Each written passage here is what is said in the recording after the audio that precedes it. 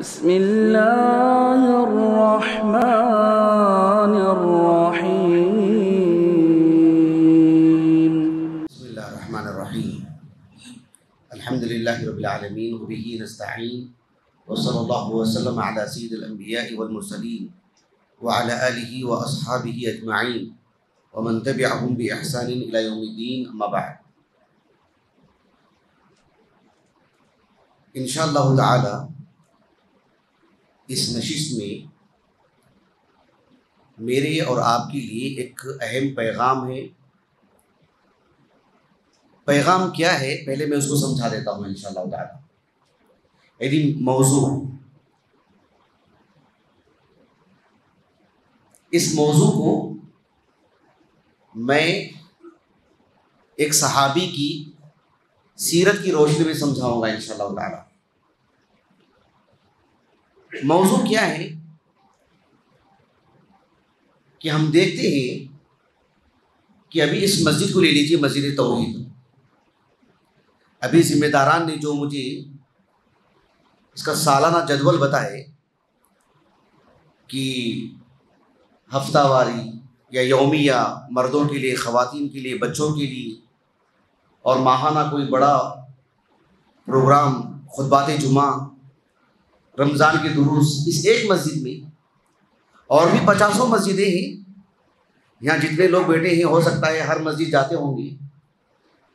سوال یہ پیدا ہوتا ہے کہ ہم پابندی کے ساتھ خطبات جمعہ بھی سن رہے ہیں، دیگر دروس میں بھی ہماری حاضری ہو رہی ہے، لیکن علم ہمارے سینے میں مرتب نہیں ہو رہا ہے، علم ہمارے سینے میں باقی نہیں ہے۔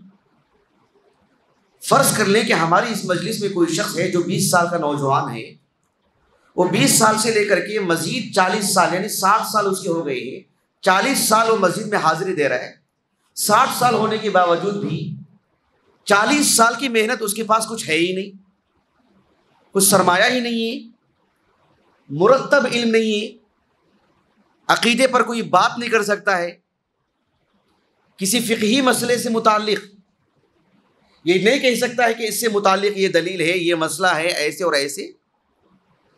کیا یہ محرومی نہیں ہے؟ کس قدر علم ہمارے سینے سے نکلتا جا رہا ہے؟ اس کے لیے میں آپ کو ایک صحابی کی سیرت کی روشنی میں ایک طریقہ بتاتا ہوں انشاءاللہ تعالی، جس سے علم محفوظ رہے گا۔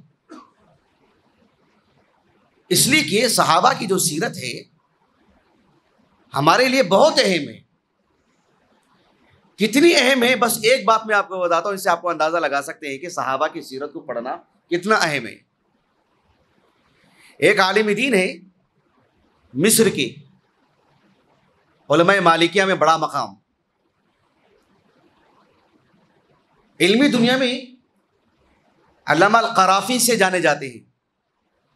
ابو العباس کنیت ہے آپ کی، شہاب الدین لقب تھا آپ کا، اور احمد ابن ادریس آپ کا نام۔ 684 ہجری سن وفات آپ کا۔ آپ کی جو کتاب ہے الفروق، اس میں وہ کتاب کا موضوع کیا ہے اور کہاں آ کر کے انہوں نے یہ بات کہی ہے، یہ سب سمجھانے کے لیے وقت کافی نکل جائے گا۔ میں اصل بات آپ کو بتا دیتا ہوں۔ علامہ قرافی رحمہ اللہ کہتے ہیں کہ لو لم یکن لرسول اللہ صلی اللہ علیہ وسلم معجزۃ الا الصحابہ لکفوہ فی اثبات النبوہ۔ کہتے ہیں کہ اللہ کے رسول صلی اللہ علیہ وسلم کا کوئی معجزہ نہ ہوتا، صرف ایک معجزہ ہوتا، آپ کے صحابہ، یعنی صحابہ کی جو زندگی ہے وہ خود نبی کا ایک معجزہ ہے۔ کہا کہ نبی کا کوئی معجزہ نہیں ہوتا سوائے صحابہ کا، تو نبی کی نبوت کو ثابت کرنے کے لیے ایک معجزہ کافی تھا۔ لیکن یہ بات آپ نے کس پس منظر میں کہی ہے وہ ابھی فی الحال میں آپ کو نہیں بتا سکتا ہوں۔ علم جو ضائع ہوتا ہے نا اکثر، وہ اسی وجہ سے کہ جتنی بھی لوگ بیٹھے رہتے ہیں، ادب سے بیٹھتے ہیں ضرور، لیکن بس بیٹھے رہتے ہیں، سنتے رہتے ہیں۔ مجلس میں جانے کے بعد کوئی ایک شخص بھی ہاتھ اٹھا کے نہیں کہہ سکتا کہ سارے معلومات ہمارے پاس موجود ہیں۔ کہہ سکتے نہیں کہہ سکتے ہیں؟ کیوں نہیں کہہ سکتے ہیں؟ اس لیے کہ علم حاصل کرنے کے لیے جو آداب ہیں وہ آداب ہمارے پاس نہیں ہے. ہر مجلس میں ہم نظر آ رہے ہیں, ہر مجلس میں ہماری حاضری ہو رہی, خطبات جمعہ میں بھی, ہر مجلس میں, ہر مسجد میں اور ہر مجلس میں, لیکن علم مرتب نہیں ہے سینے میں, محفوظ نہیں ہے. اس لیے کہ دیکھو سب خاموش بیٹھے ہوئے, کوئی لکھنے والے مجھے تو نظر نہیں آ رہے, ایک دو کے علاوہ. کہاں سے علم محفوظ رہے گا؟ سب علم ایسے ہی اچک لیا جاتا ہے. اللہ کے رسول علیہ السلام کے جو صحابہ ہیں وہ علم خوب حاصل کرتے تھے اور پھر برابر جو ہے اس کا اعادہ کرتے تھے, اس کو پڑھتے تھے اور اس کو لوگوں کو بتاتے تھے. انسان کی ایک عمر ہوتی ہے پڑھنے کی, پڑھتے رہنا, پھر اللہ تعالیٰ اس کے لیے ماحول بناتے ہیں. آپ لوگوں میں سے بہت سارے لوگ جانتے ہوں گے, ہمارے معاشرے کے جو بزرگ افراد ہیں نا, ان سے پوچھ کر کے دیکھیے کہ قدیم دور سے مراد کوئی 200 سال 300 سال پرانی بات نہیں کر رہا ہوں میں. ہمارے معاشرے کے جو بزرگ افراد ہیں میں ان کی بات کر رہا ہوں کہ پہلے علماء میں صبر بھی بہت تھا, عوام میں بیٹھتے تھے, دین سمجھاتے تھے, اور عوام بھی ان کے ساتھ اتنا لگی رہتی تھی, اتنا پڑھتے تھے ان کے ساتھ. ان کے پاس کوئی سند اور شہادہ ان کے پاس نہیں تھا, کوئی ڈگری نہیں تھی, لیکن شرعی علم پر ہمارے بزرگ اور افراد اچھی طرح گفتگو کرتے تھے, مسائل بتاتے تھے, آیتیں پڑھتے تھے, حدیثیں پڑھتے تھے. اس لیے کہ زندگی بھر علماء کے ساتھ رہنا چاہیے, پڑھتے رہنا چاہیے, پھر اللہ تعالیٰ ان کو موقع دیتے ہیں دین بتانے کے لیے, سمجھانے کے لیے. میں ایک صحابی کا واقعہ آپ کو بتاتا ہوں. ایک صحابی ہے جن کا نام ہے عبداللہ بن ابی اوفا رضی اللہ عنہ. آپ میں سے ان کا نام جانتے ہیں؟ اس مجلس میں کوئی ہے جو ان کا نام پہلی مرتبہ سن رہے ہیں؟ عبداللہ بن ابی اوفا, یا پہلے بھی سن چکے ہیں؟ ہاں یا نہیں؟ وقت بچے گا ہمارا, ہاں یا نہیں؟ نام سن کر ہیں, پہلی مرتبہ سن رہے ہیں. عبداللہ بن ابی اوفا رضی اللہ عنہ. عبداللہ بن ابی اوفا رضی اللہ عنہ, میں ان کا مختصر پہلے تعارف کروا دیتا ہوں. ایک ایسا تعارف جسے کہتے ہیں نا کہ ایک راوی کا تعارف, جیسے محدثین میں سے ابن حجر رحمہ اللہ ایک راوی کا مختصر تعارف کرواتے ہیں. عبداللہ بن ابی اوفا, ان کے جو والد ہیں عبداللہ کی, ابو اوفا کنیت سے مشہور ہیں, وہ بھی صحابی. ان کا نام تھا علقمہ بن خالد بن حارث. صحابی ہیں, والد بھی صحابی, فرزند بھی صحابی. بنو اسلم سے ان کا تعلق ہے, الاسلمی. یہ جو صحابی ہیں عبداللہ بن ابی اوفا رضی اللہ عنہ, حدیبیہ میں شریک تھے, اور لمبی مدت تھی زندگی کی. اللہ کے رسول صلی اللہ علیہ وسلم کی وفات کے تقریباً 70-72 سال آپ زندہ تھے, باحیات رہے, 70-75 سال. عبداللہ بن ابی اوفا رضی اللہ عنہ کا جو انتقال ہوا 87 ہجری کو, 80 پر 7 ہجری کو, 100 سال کے قریب عمر تھی آپ کی جب آپ کا انتقال ہوا. اور کوفہ میں آپ کا انتقال ہوا. آپ کے انتقال کے بعد کوفہ میں پھر کوئی صحابی نہیں تھے, آخری صحابی کوفہ میں انتقال ہونے والے. کتب ستہ کی سبھی کتابوں میں آپ کی مرویات ہیں, صحیح بخاری, صحیح مسلم, سنن ابی داؤد, سنن ترمذی, سنن نسائی, سنن ابن ماجہ. اب ان کا جو تعارف ہے صحابی کا, قدر تفصیل سے میں آپ کو بتاؤں گا انشاءاللہ تعالی. نام کیا بتایا تھا میں نے صحابی کا؟ عبداللہ نام تھا آپ کا. اللہ کے رسول صلی اللہ علیہ وسلم نے جب صحابہ کو وہ حدیث سنائی کہ احب الاسماء الی اللہ عبداللہ عبد الرحمن, صحیح مسلم کی جو حدیث ہے معروف, کہ اللہ سبحانہ و تعالیٰ کو عبداللہ نام بہت پسند ہے. پھر صحابہ میں ایسا تکلف نہیں تھا کہ فلاں کے گھر میں, ہماری بہن کے گھر میں, یا بھائی کے گھر میں, یا جو دوست کے گھر میں اور پڑوسی کے گھر میں بھی عبداللہ ہے اور اپنے بچے کا نام بھی عبداللہ کیوں رکھے. ایسا تکلف نہیں تھا صحابہ میں. اس حدیث کی روشنی میں صحابہ نے اپنے بچوں کا نام اتنی تیزی سے عبداللہ رکھتے گئے. آپ جانتے ہیں صحابہ میں سے کم از کم کتنے نام ہوں گے جو عبداللہ نام کے صحابہ ہیں؟ اندازہ تو بول سکتے ہیں آپ لوگ, کتنے ہو سکتے ہیں؟ تقریباً 550 صحابہ. حافظ ابن حجر اسقلانی رحمہ اللہ نے الاصابہ فی تمییز الصحابہ میں 550 صحابہ کے نام بتائے, عبداللہ عبداللہ عبداللہ. سمجھ رہے ہیں؟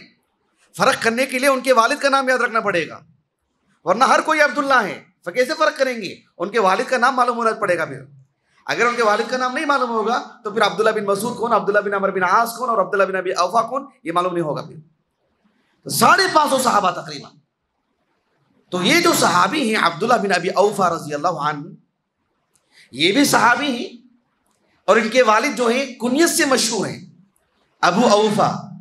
ان کا نام تھا علقمہ بن خالد بن حارث۔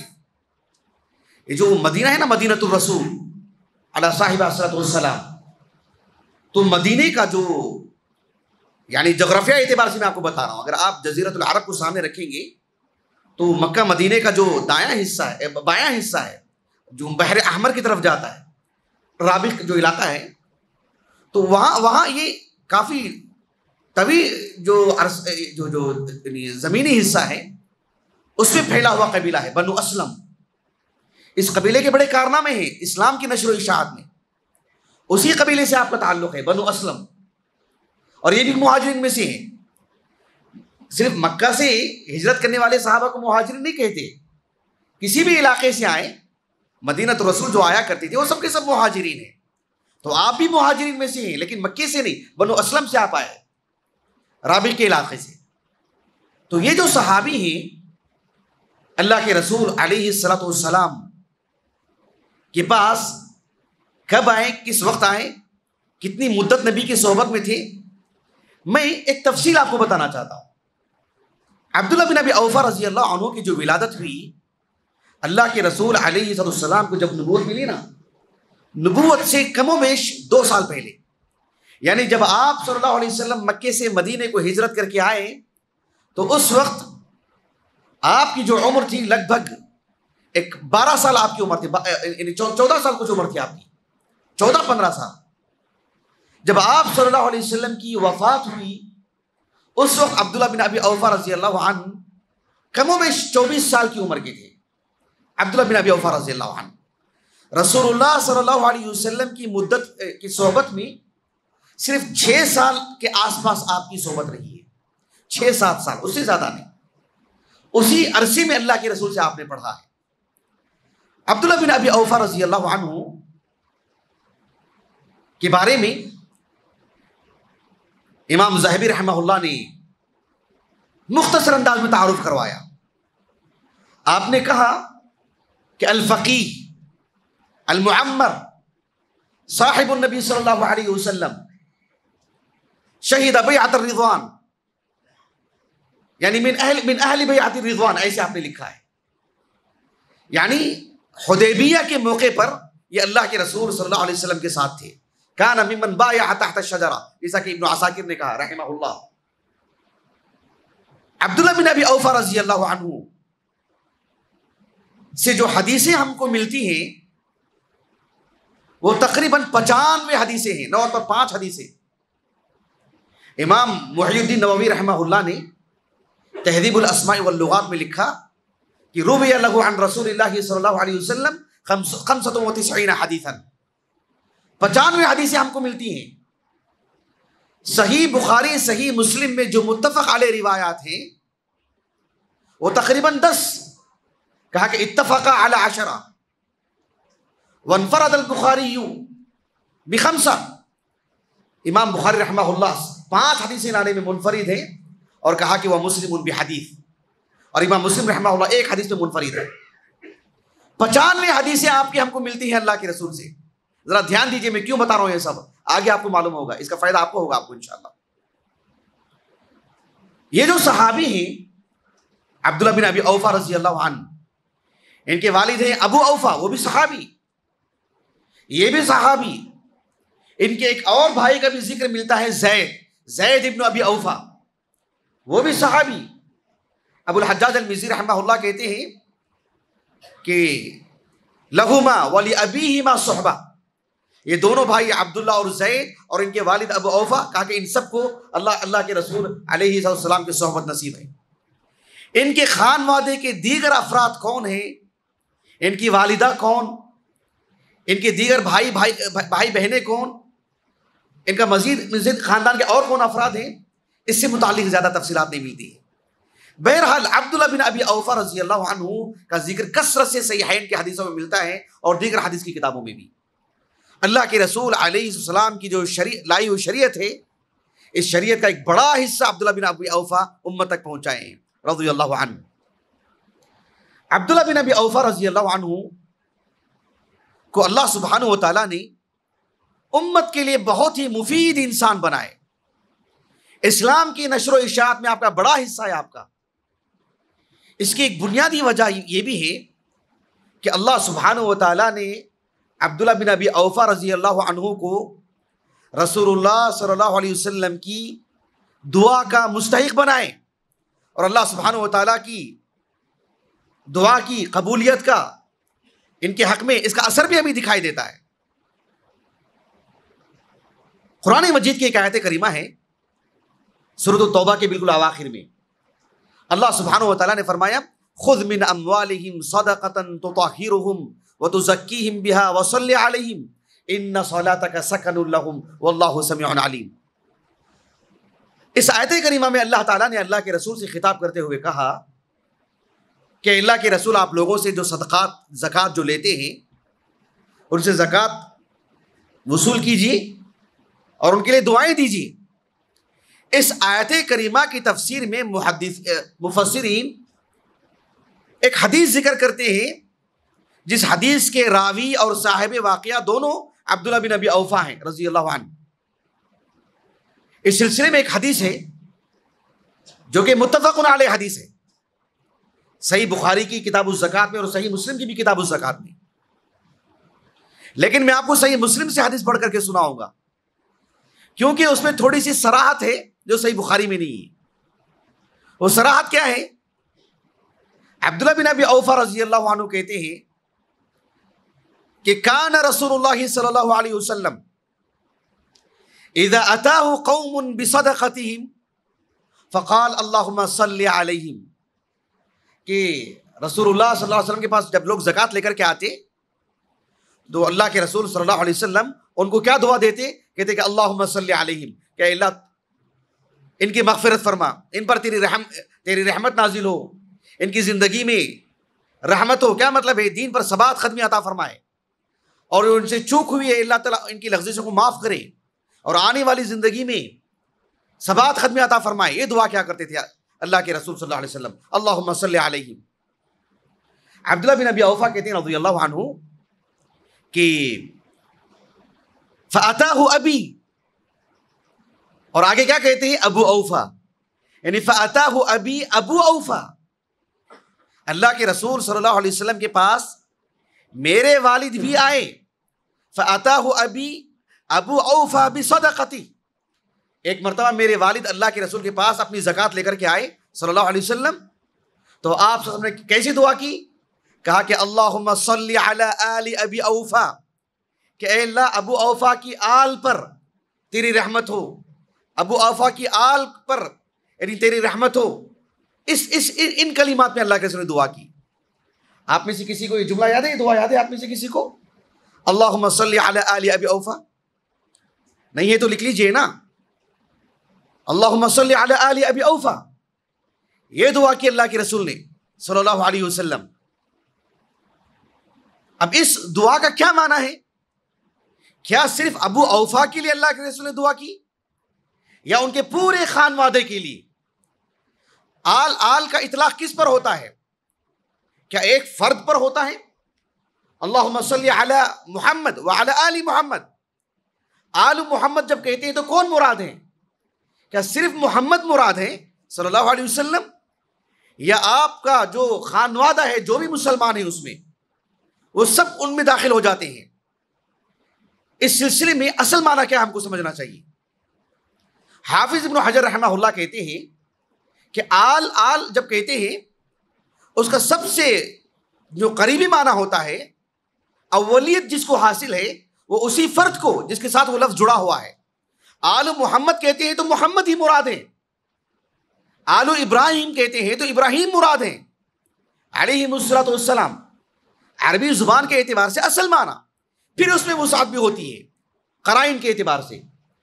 حافظ ابن حجر رحمہ اللہ نے کتاب الزکوٰۃ میں یہ جو حدیث ہے اس حدیث کی شرح کرتے ہوئے آپ کہتے ہیں کہ اللہ کے رسول کا یہ کہنا صلی اللہ علیہ وسلم اللہم صلی علی آل ابی اوفا، کہتے ہیں کہ یرید اباہ نفسہ، اللہ کے رسول صلی اللہ علیہ وسلم یہاں پر صرف ابو اوفا کو دعا دے رہے، ابو اوفا کے خانوادے کو نہیں، ابو اوفا کے خانوادے کو نہیں، صرف ابو اوفا کو، اس لیے کہ کہا کہ الآل جب کہتے ہیں نا، کہا کہ یطلق علی ذات الشیء، جس کا نام لیا گیا ہے، تسمیہ جس کا ہے، یہاں ابو اوفا کہا تو آل ابو اوفا سے مراد ابو اوفا مراد ہے، پورا گھرانہ مراد نہیں ہے، عربی زبان کے قاعدے کے اعتبار سے، اسلوب کے اعتبار سے۔ حافظ بن حجر رحمہ اللہ نے اس کے لیے دلیل کیا دی؟ ایک حدیث ہے خود صحیح بخاری کی، اللہ کے رسول صلی اللہ علیہ وسلم نے ابو موسیٰ الاشعری رضی اللہ عنہ کو دیکھا کہ وہ کھڑے ہو کر کے نماز پڑھ رہے ہیں رات میں، پیچھے سے اللہ کے رسول کھڑے ہو کر کے سن رہے تھے اور چلے گئے اللہ کے رسول۔ اللہ کے رسول صلی اللہ علیہ وسلم نے بڑی تعریف کی ان کی، کہا کہ لقد اوتیت مزمارا من مزامیر آل داؤد، کہ ابو موسیٰ الاشعری سے کہا کہ داؤد علیہ السلام جس عمدگی سے پڑھا کرتے تھے، تو کہا کہ وہ خوبصورتی آپ کو دی گئی ہے، وہ عمدگی آپ کو دی گئی ہے، جس حسن کے ساتھ وہ زبور پڑھا کرتے تھے، کہا کہ وہ عمدگی اللہ سبحانہ و تعالیٰ نے آپ کو دی ہے۔ اب ذرا غور کیجئے، اللہ کے رسول کا ایسا کہنا صلی اللہ علیہ وسلم من مزامیر آل داؤد، تو کیا داؤد علیہ السلام کے پورے خانوادے کو وہ عمدگی دی گئی تھی زبور پڑھنے کی، یا صرف داؤد علیہ السلام کو؟ تو کہا کہ آل کا جو اطلاق ہوتا ہے وہ ذات الشیء پر، جس کا نام لیا گیا ہو۔ یہ ابن حجر رحمہ اللہ نے ایک بات کہی ہے۔ بعض حدیثوں میں، اسی حدیث کے بعض طرق میں یہ بات معلوم ہوتی ہے کہ اللہ کے رسول علیہ السلام کے پاس ان کے والد ہی نہیں، ان کے فرزند جو ہے نا عبداللہ بن ابی اوفا، وہ خود زکوٰۃ لے کر آئے تھے، ان کے والد کی زکوٰۃ، تو اللہ کے رسول نے دعا کی تھی اللہم صلی علی آل ابی اوفا۔ اس تناظر میں بات معلوم ہوتی ہے کہ عبداللہ بن ابی اوفا کو بھی اللہ کے رسول نے دعا دی۔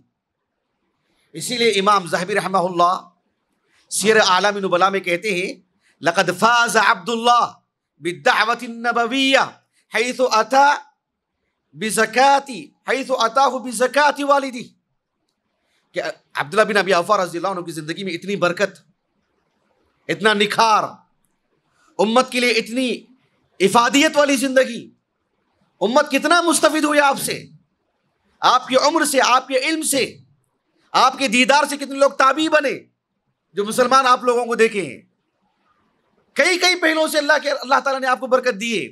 کہا کہ یہ سب برکتوں کا ایک بہت بڑا ذریعہ اللہ کے رسول کی دعا جو عبداللہ بن ابی اوفا کے لیے اللہ کے رسول نے دی تھی صلی اللہ علیہ وسلم۔ یہ بات امام ذہبی رحمہ اللہ نے سیر اعلام نبلاء میں لکھی ہے۔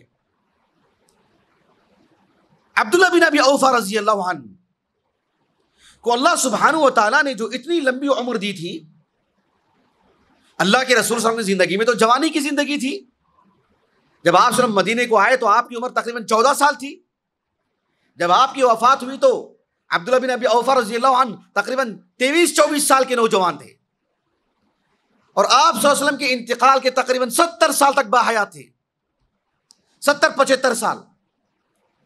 اللہ سبحانہ و تعالیٰ نے عبداللہ بن ابی اوفا رضی اللہ عنہ کو اسلام کے لیے بہت مفید بنائے۔ میں آپ کو کیوں بتا رہا ہوں یہ سب باتیں؟ میرے اور آپ کے لیے اس میں بڑی عبرت کی باتیں ہیں۔ ہماری جو زندگی مسلسل لگی ہوئی ہے، ہم تعلیم کو، علم کو کہیں نہ کہیں ہم یعنی سینے سے نکال دے رہے ہیں، غفلت طاری ہو جا رہی ہے، علم باقی نہیں رکھ پا رہے ہیں۔ اتنے دروس میں بیٹھ رہے ہیں، اتنی مجلسوں میں ہماری حاضری ہے، لیکن علم کہیں نہ کہیں ہمارے سینے میں مرتب نہیں ہے، ترتیب وار ہمارے پاس علم نہیں ہے۔ بات میری واضح ہو رہی ہے آپ کو؟ 20 سال کی عمر میں جیسے تھے، 60 سال کی عمر میں بھی ویسے ہی ہیں، دکھ رہے تو ہر مجلس میں۔ اتنا عرصہ لگانے کے بعد ملا کیا ہم کو؟ کیا ہماری طرف انگلی سے اشارہ کر کے کہا جا سکتا ہے کہ ہاں بھائی ہم نے 40 سال لگائے مسجدوں میں، علماء کی صحبت میں، دروس میں، کوئی مجلس ایسی نہیں تھی جس میں ہم غائب رہے، لیکن پھر بھی کیوں ہمارے پاس علم نہیں ہے؟ پھر بھی کیوں علم غائب ہے؟ بات میری واضح ہو رہی نہیں واضح ہو رہی؟ اس کا محاسبہ ہونا چاہیے نہیں ہونا چاہیے؟ یعنی کہیں ایسا تو نہیں کہ بھی اللہ کے ہم محروم انسان ہیں، اس قدر محروم کہ ہمارے پاس علم ہی نہیں، علم بیٹھ ہی نہیں رہا ہمارے سینے میں، کیا فائدہ اتنے 40 سال کا لگا کر کے، اجر سے محروم نہیں ہوگے انشاءاللہ تعالی، لیکن ایک زائد چیز جو ملنے کی ہے، نبی کی شریعت ہمارے سینے میں جو آنی ہے، یہ فضل کہیں نہ کہیں ہم محروم ہو رہے ہیں اس سے۔ عبداللہ بن ابی اوفا رضی اللہ عنہ کی جو اتنی لمبی مدت ہے، آپ اللہ کے رسول سے سنتے رہے، مذاکرہ کرتے رہے، پڑھتے رہے، سینے میں محفوظ کرتے رہے، لوگوں کو بتاتے رہے، اور زندگی کے آخری ایام میں مفتی بن گئے آپ، فقیہ بن گئے آپ، جو صحابہ کی زندگی میں، نبی کی زندگی میں بڑے علماء میں تو شمار نہیں ہوتے تھے آپ، نبی کی زندگی میں کوئی بڑے فقیہ نہیں تھے آپ، نبی کی زندگی میں کوئی بڑے مفتی نہیں تھے آپ، نبی کی زندگی میں کوئی آپ سے جا کر کے مراجعہ کرتا ہو عبداللہ بن ابی اوفا سے جا کر کے، اس طرح کے شواہد تو نہیں ملتے ہیں۔ وہ آپ نے زندگی پوری پڑھنے میں لگائی، کبار صحابہ سے آپ نے پڑھا، پھر دھیرے دھیرے صحابہ کا انتقال ہوتا رہا، اور آپ امت کے لیے سامنے آتے رہے، پھر امت میں آپ کا چہرہ نظر آتے رہا، اور لوگ آپ سے مستفید ہوتے رہے۔ عبداللہ بن ابی اوفا رضی اللہ عنہ اسلام کی نشر و اشاعت میں جو غزوات کا جو باب ہے، تقریباً ہر غزوے میں آپ نظر آتے ہیں اللہ کے رسول کے ساتھ صلی اللہ علیہ وسلم، کبھی پیچھے نہیں رہے آپ، جسمانی اعتبار سے بھی اپنے آپ کو لگائے، علم کے حصول میں بھی اپنے آپ کے لیے لگائے، ہر پہلو میں۔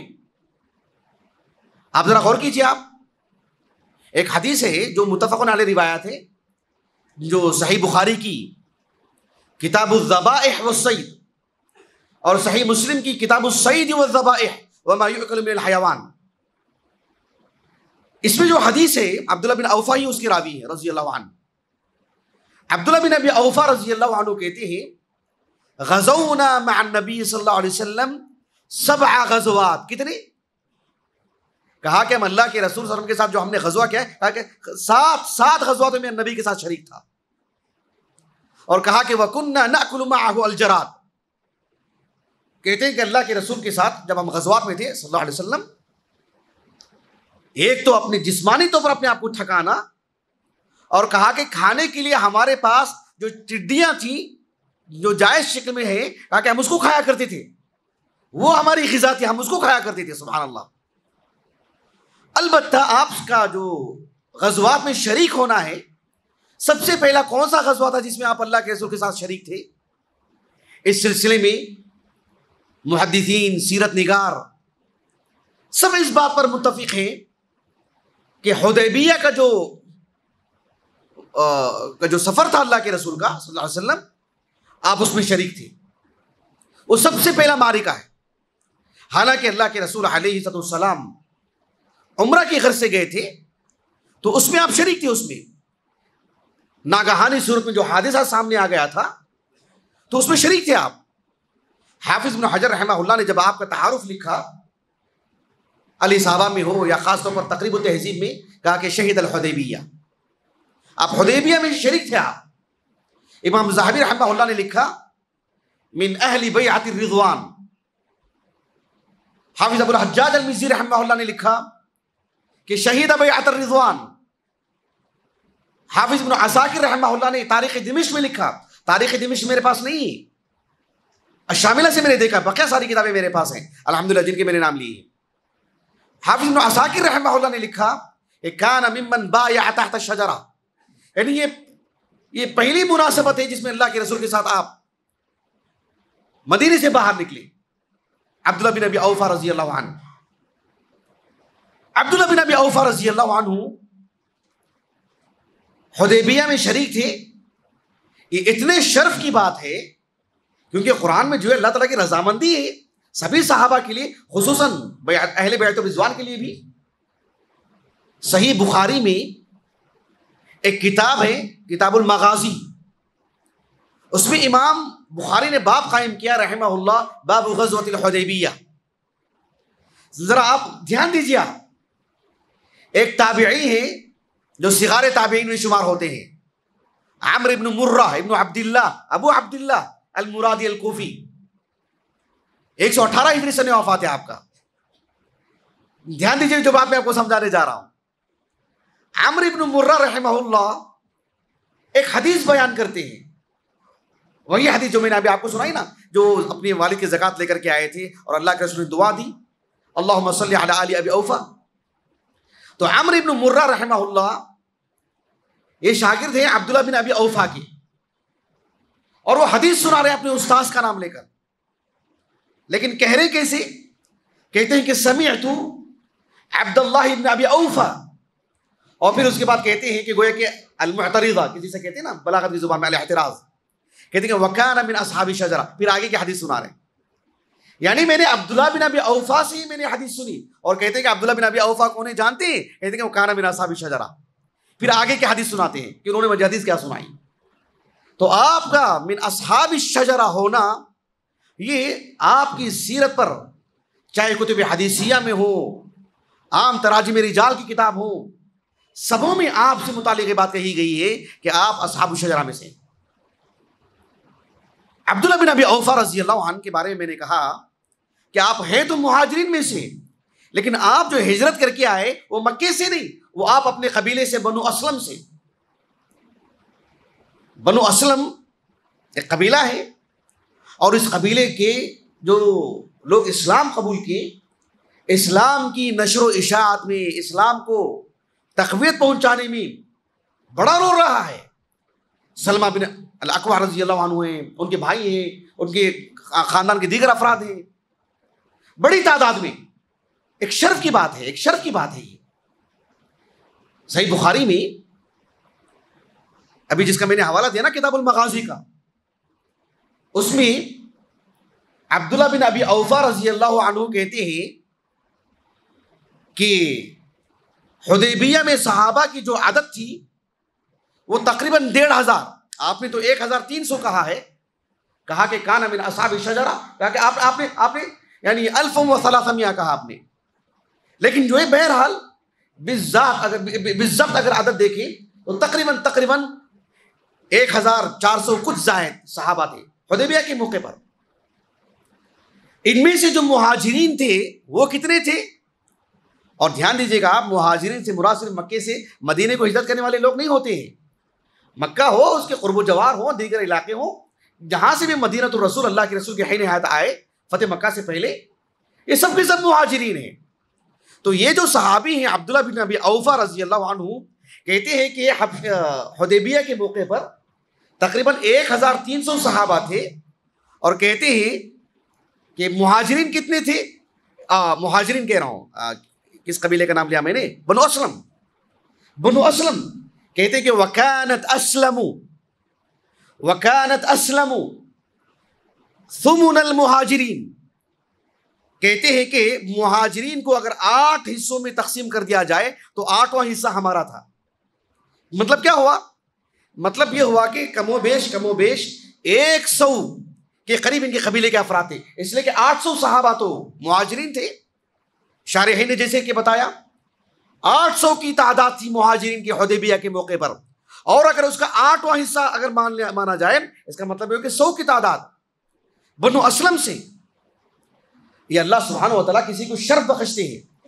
کبھی ایسا ہوتا ہے کہ پورے خاندان میں ایک آدمی عالم بنتا ہے، یا اسلام کی کسی اور میدان میں اسلام کی خدمت کرتا ہے، کبھی کبھار پورا خاندان. شرف کی بات ہے اگر کوئی کہے کہ ہمارے خاندان میں اتنے حفاظ ہیں، ہمارے خاندان میں اتنے علماء ہیں، ہمارے خاندان میں اتنے بڑی تعداد میں جو ہے مطلب اللہ کے دین کی خدمت کرنے والے ہیں، اس میدان میں کسی بھی میدان میں اخلاص ہو، یہ کہنے میں کوئی حرج نہیں.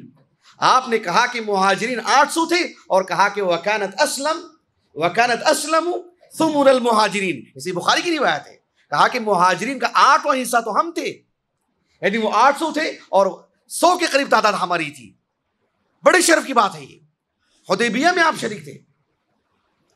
حافظ بن حجر رحمہ اللہ ایک حدیث میں آپ کو سناتا ہوں، اس کی روشنی میں آپ نے ایک بات کہی ہے، آگے بتاتا ہوں اس بات کو، کہ آپ حنین میں بھی شریک تھے.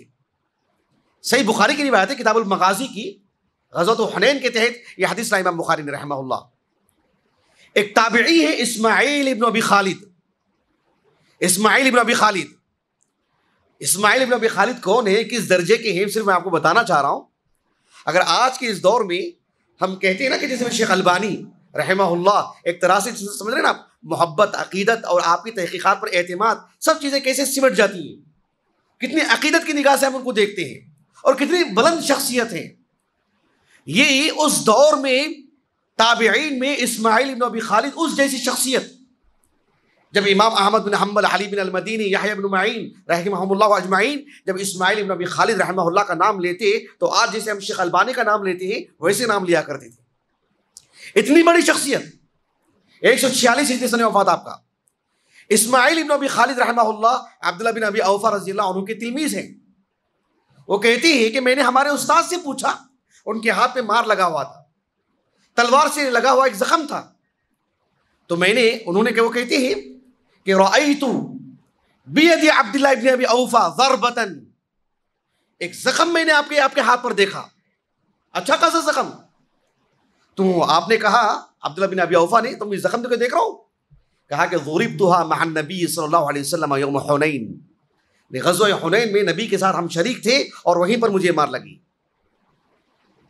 اسماعیل بن ابی خالد رحمہ اللہ کہتے ہیں عبداللہ بن ابی اوفا سے رضی اللہ عنہما کہ شہید حنین، اچھا آپ حنین میں بھی تھے، آپ حنین میں شریک تھے. تو کہا کہ آپ حنین کے بارے میں مجھ سے پوچھ رہے ہو؟ قبل ذالک، اس سے پہلے کے غزوہ پہ بھی میں شریک رہا ہوں. ایسے آپ نے کہا عبداللہ بن ابی اوفا نے رضی اللہ عنہما. حافظ بن حجر رحمہ اللہ کہتے ہیں کہ اس حدیث کے بعض طرق سے ایسے معلوم ہوتا ہے کہ خندق میں بھی آپ رہے ہو، غزوۃ الخندق میں بھی. اس وقت آپ کی عمر لگ بھگ یعنی 19 سال شاید عمر رہی ہو آپ کی، 18 19 20 سال کے آس پاس میں، عبداللہ بن ابی اوفا رضی اللہ عنہما. تو اسلام کی نشر و اشاعت میں آپ کا کتنا بڑا حصہ ہے، آپ ذرا اندازہ لگائیے. آپ پھر اسلام کو جب فتوحات کا دائرہ بڑھتا گیا، اللہ کے رسول کی وفات ہوئی صلی اللہ علیہ وسلم، خاص کر فاروقی دور میں ملک شام فتح ہوا، مصر فتح ہوا، تو عبداللہ بن ابی اوفا رضی اللہ عنہ وہاں چلے گئے، کیونکہ شام بھی گئے تھے آپ. تو عمر بن خطاب رضی اللہ عنہ جب خط و کتابت کرتے تھے، یہ تاریخ دمشق کی بات ہے یہ، اور وہ کتاب جیسے کہ کہہ رہا ہوں کہ میرے پاس کتابی شکل نہیں ہے، یہ شاملہ سے پڑھی ہوئی معلومات ہے. تو ابن عساکر رحمہ اللہ نے لکھا ہے کہ عمر بن خطاب رضی اللہ عنہ اپنے دور خلافت میں عبداللہ بن ابی اوفا رضی اللہ عنہما کے ذریعے سے ابو عبیدہ بن الجراح رضی اللہ عنہ کے نام خطوط بھیجا کرتے تھے آپ کے ذریعے سے. یعنی کافی بڑا مقام. عبداللہ بن ابی اوفا رضی اللہ عنہ کتنے مجرب انسان، کتنے تجربے کار انسان.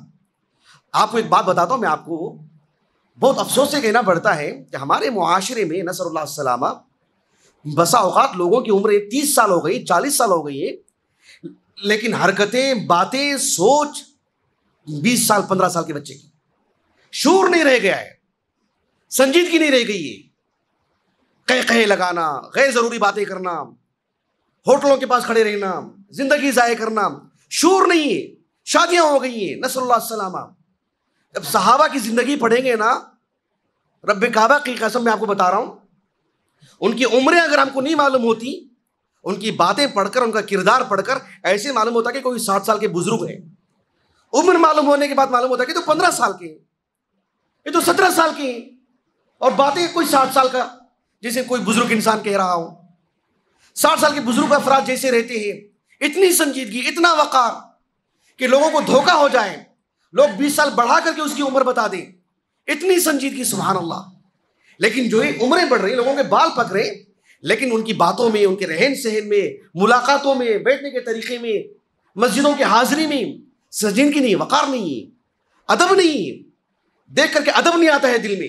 نصر اللہ السلامہ، یہ بہت افسوس کی بات ہے.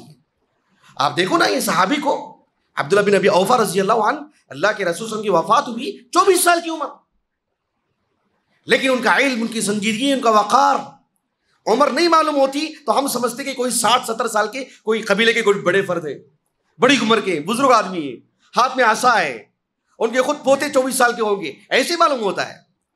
عبداللہ بن ابی اوفا رضی اللہ عنہما اللہ کے رسول علیہ السلام سے 6-7 سال کی مدت کی جو صحبت آپ کو نصیب ہوئی ہے، جو علم آپ نے لیا ہے، بہت ہی سنجیدگی کے ساتھ، صبر کے ساتھ آپ نے اس علم کو لوگوں میں عام کیا. آپ نے عبداللہ بن ابی اوفا رضی اللہ عنہما، آپ کے جو تلامذہ ہیں، بڑی بڑی جلیل القدر ہستیاں، تابعین جو کبار تابعین، اوساط تابعین، جیسے میں نے ایک نام لیا نا آپ کے سامنے، اسماعیل ابن ابی خالد، الحکم ابن عتیبہ 113 ہجری سن وفات آپ کا، عمرو ابن مرہ 118 ہجری سن وفات ہے آپ کا، سلمۃ ابن کوہیل ان کا سن وفات مذکور نہیں ہے.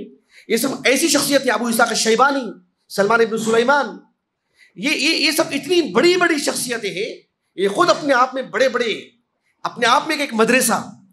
یہ سب آپ کے تلامذہ ہیں عبداللہ بن ابی اوفا کے رضی اللہ عنہما. عبداللہ بن ابی اوفا رضی اللہ عنہما،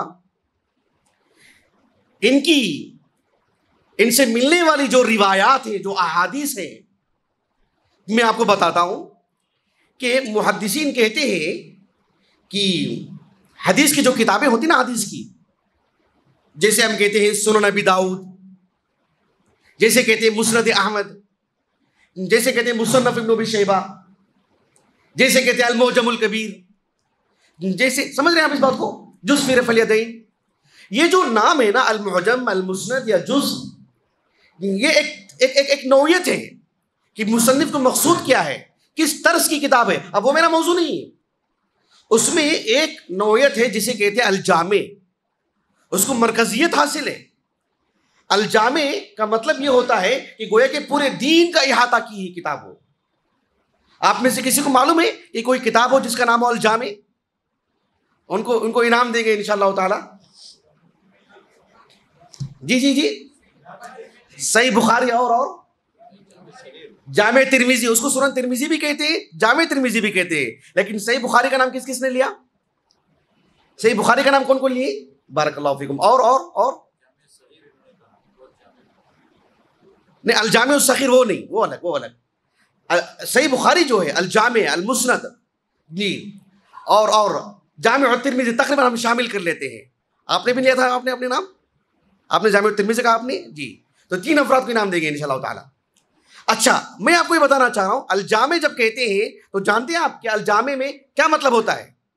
یعنی اہل علم نے جو پورا دین ہے اس کو 8 موضوعات میں سمیٹ دیے. کتنے؟ 8 موضوعات میں. کہا کہ جس کتاب میں یہ 8 طرح کے موضوعات ہوں گے اس کتاب کو الجامع کہتے ہیں. یہ کوئی بتا سکتے ہیں کہ 8 موضوعات کون سے ہیں؟ ان کو بھی انعام دیں گے انشاءاللہ تعالی. 8 موضوعات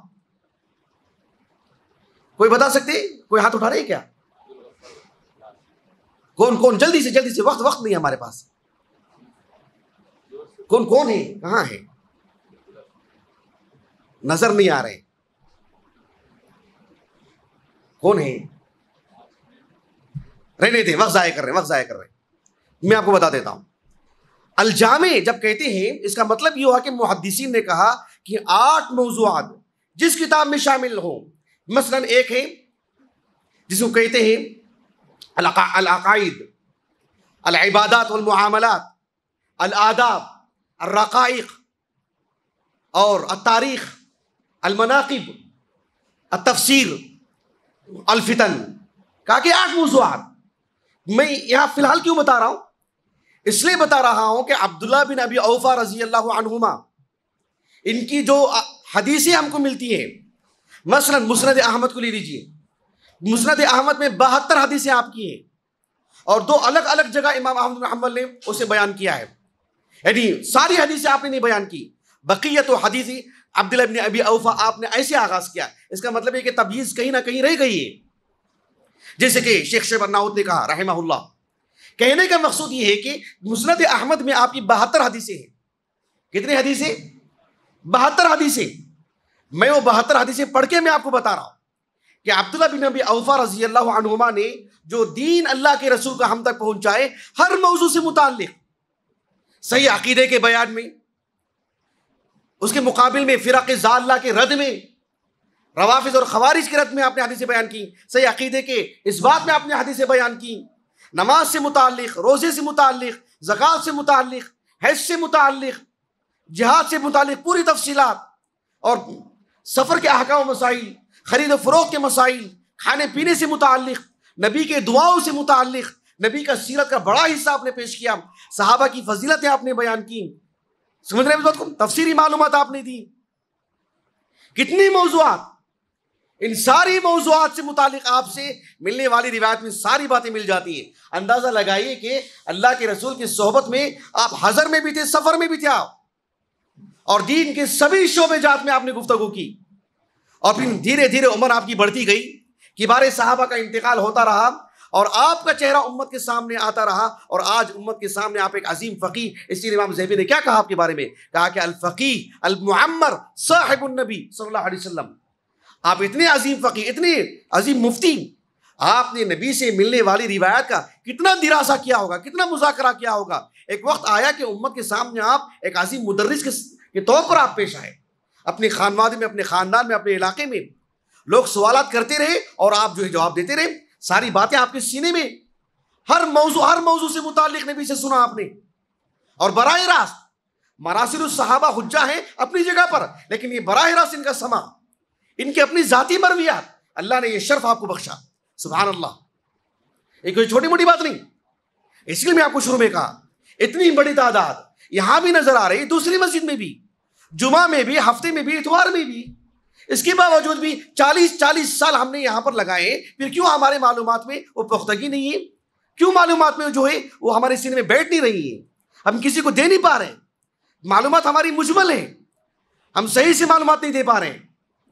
یہ کہیں نہ کہیں محرومی ہے. اللہ سے استعاذہ کرنا چاہیے ہم سب کو، اللہ سے توفیق مانگنی چاہیے. عبداللہ بن ابی اوفا رضی اللہ عنہما، بہرحال اللہ سبحانہ و تعالیٰ نے آپ کو لمبی عمر عطا کیا، آپ کو، اور کافی بڑی عمر تھی آپ کی، پورے بال پک گئے تھے آپ کے. اسماعیل بن ابی خالد رحمہ اللہ آپ کے بارے میں کہتے ہیں، جیسے کہ امام احمد بن حنبل رحمہ اللہ کی جو کتاب ہے کہ العلل و معرفت الرجال، اس میں اپنی سند سے آپ نے اس بات کو بیان کیا کہ اسماعیل ابن ابی خالد رحمہ اللہ کہتے ہیں کہ آپ مہندی بھی لگاتے تھے، اور بڑی عمر کی وجہ سے ساتھ میں یہ بھی بات تھی، جیسے کہ آپ کے ایک اور شاگرد ہیں عطا ابن السائب رحمہ اللہ، وہ بھی تابعین میں سے ہیں. وہ کہتے ہیں کہ عمر بڑھتے بڑھتے بڑھتے آپ کی بینائی بھی متاثر ہو گئی. آپ کی بینائی متاثر ہو گئی، آپ کو دکھائی نہیں دیتا تھا، آپ کو بینائی ختم ہو گیا آپ کی. لمبی عمر، لگ بھگ 100 سال کے قریب آپ کی عمر تھی. اور کوفہ میں آپ کا انتقال ہوا. کوفہ میں جب آپ کا انتقال ہوا 80/7 ہجری کو، سبحان اللہ سبحان اللہ، ذرا غور کیجیے آپ. ہمارے معاشرے میں جب ہم لوگ جامعہ دارالسلام عمر آباد میں پڑھ رہے تھے، جامعہ دارالسلام عمر آباد میں، تو ہم لوگ جماعت صوم میں تھے، تیسری جماعت میں. اس وقت ہمارے استاذ محترم مولانا عبداللہ عمری مدنی حیدرآبادی حفظہ اللہ، جو بھی چنئی میں رہتے ہیں، آپ نے جو ہم کو بلوغ المرام پڑھاتے تھے، وہ کلاس میں آئے اور آ کر کے کہا کہ آج شیخ ابن باز رحمہ اللہ کا انتقال ہو گیا. سچ کہہ رہا ہوں، میں پہلی مرتبہ ان کا نام سنا، میں اس سے پہلے کبھی سنا نہیں تھا میں. پھر شیخ البانی رحمہ اللہ کا انتقال ہوا. ہمارے ایک اور استاذ محترم ڈاکٹر عبداللہ جولم عمری مدنی حفظہ اللہ، خطبہ جمعہ میں شیخ البانی رحمہ اللہ کا ذکر کیا، کہا کہ آج شیخ البانی رحمہ اللہ کی وفات ہو چکی ہے. آج مطلب اس دن نہیں ہوئی تھی، آپ نے خطبہ جمعہ میں کہا تھا، اسی وقت انتقال ہوا تھا، وہ بھی جماعت صوم میں. اور خطبہ جمعہ میں رو دیا تھا آپ نے، پہلی مرتبہ میں نے آپ کو روتے ہوئے دیکھا. اور اسی وقت معلوم ہوا کہ البانی بھی کوئی عالم ہے، اس سے پہلے کبھی پتہ نہیں تھا ہم کو. لیکن بعد میں اندازہ ہوا کہ شیخ البانی کا جب انتقال ہوا، شیخ بن باز کا جب انتقال ہوا، پوری دنیا رو پڑی. اب ذرا تصور کیجئے کہ کوفہ میں جب یہ صحابی کا انتقال ہوا عبداللہ بن ابی اوفا کا، پورے کوفہ میں پھر کوئی صحابی تھے ہی نہیں. تب کیا رہا ہوگا، اندازہ لگائیے حال کیا رہا ہوگا. سب کے غم کا اندازہ لگائیے آپ. بھئی ایک تو خیر تھا نا وہاں پر، نبی کے بعد صحابہ کا جو خیر تھا، ایک صحابی بچے تھے. کسی دور میں عبداللہ بن مسعود بھی تھے، لیکن آپ کا انتقال تو بہت پہلے ہوا، 32 ہجری کو. علی بن ابی طالب رضی اللہ عنہ کی وفات ہوئی 40 ہجری کو. پھر دھیرے دھیرے ایک ایک کر کے تقریباً 35 ہجری کو 87 ہجری کو پھر پورا کوفہ صحابہ سے خالی. سبحان اللہ. خلاصہ کلام میں نے یہ صحابی کی سیرت اس لیے پیش کی ہے کہ صحابی نے ابتدائی عمر سے لے کر کے پڑھتے رہے، اور پھر زندگی کے آخری ایام میں دنیا کے عظیم فقیہ اور عظیم مفتی بن گیا. لیکن ہماری صورتحال یہ ہے کہ ایک شخص 20 سال سے 60-70 سال عمر ہو جا رہی ہے، لیکن پھر بھی معاشرے میں ایسے بزرگ انسان کی علمی اعتبار سے کوئی حیثیت نہیں. کیوں بتائیے آپ، کیوں محاسبہ نہیں ہو رہا ہے؟ بیٹھ کے رونا چاہیے، افسوس کرنا چاہیے کہ بھئی ہماری عمر کیا ہو گئی ہے. کوئی 40 سال کا بیٹھ کے سوچیے 20 سال کہاں گئے ہمارے. اب تک تو مجھے عالم بن جانا چاہیے، اتنے دروس میں نے سنے ہیں، اتنے مجلسوں میں حاضر رہا ہوں، پھر بھی میں کچھ نہیں رہا ہوں سوائے بال پکنے کے. کتنے افسوس کی بات ہے یہ. اس پہ جتنا بھی رویا جائے کم ہے. اللہ تعالیٰ سے دعا ہے کہ اللہ رب العالمین ہمارے اندر سنجیدگی پیدا فرمائے. اللہ سبحانہ و تعالیٰ ہمیں جو ان مجلسوں میں ہم بیٹھ رہے ہیں، اللہ یہ مجلس ہمارے حق میں مفید بنائے، اب بھرپور مستفید ہوں اور امت کے لیے ہم مفید بن کر کے وفات پائیں. وآخر دعوانا الحمدللہ رب العالمین.